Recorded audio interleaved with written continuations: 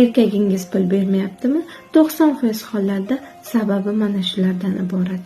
Birinchisi, doimiy ravishda norozi kayfiyatda yurasiz.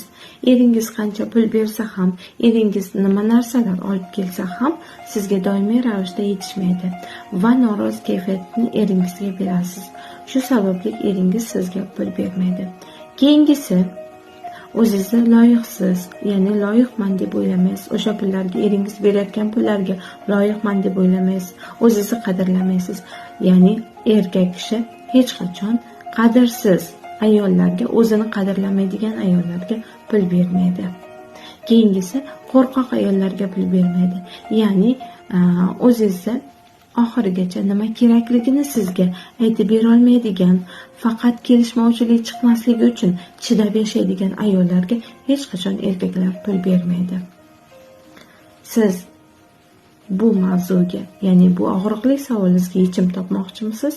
Unda izohlarda pul deb qoldiring. Men keyingi videolarda sizga bu mavzu bo'yicha yechimlarni ham aytib o'taman.